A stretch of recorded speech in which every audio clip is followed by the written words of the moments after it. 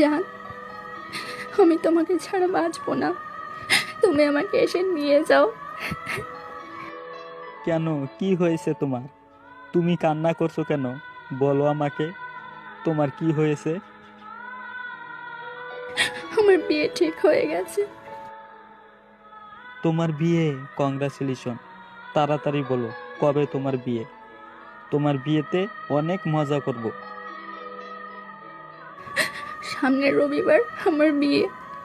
হয়তো আমার বিয়ে আর হবে না, কিন্তু আমার সেদিন মরণ হবে। তুমি অবশ্যই আসবে একটিবার আমাকে দেখার জন্য। তুমি এসব কি বলছো? তোমাকে ছাড়া আমি কিভাবে বাঁচবো? আমার জন্য তুমি কেন মরবে? ভুল তো আমি করেছি, আমার জীবনের থেকে বেশি তোমাকে ভালোবেসে। তোমার কি মনে হয় আমি তোমাকে ভালোবাসি না? তোমাকে একটিবার দেখার জন্য তোমার বাড়ির সামনে ঘন্টার পর ঘন্টা দাঁড়িয়ে থাকি, শুধু তোমাকে দেখবো বলে। আর তুমি বলছো আমি তোমাকে ভালোবাসি না?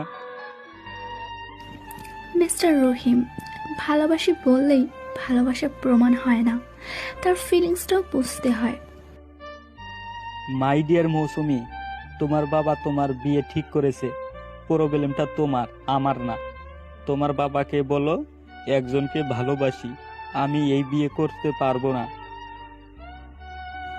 আমি বাবাকে বলতে পারবো না এসব, তুমি এসে বলো। আরে আমি বলবো না, না, আমার অনেক ভয় লাগে। প্রেম করতে ভয় লাগে না? তুমি আসলে আমাকে ভালোই বাসো না। আমি তোমাকে আমার থেকেও বেশি ভালোবাসি। লাগলে তোমার বাবার পা ধরে বলবো আমাদের ভালোবাসার কথা। আমার লক্ষ্মী বাবু। মুয়া, মুয়া। তোমার যার সাথে বিয়ে ঠিক হয়েছে তাকে তুমি দেখেছো? না, আর ওই শালা তো একটা লম্পট, দুনিয়ায় আর অন্য কোনো মেয়ে পাইনি। ওই শালাকে পেলে তো জুতো পিটা করবো।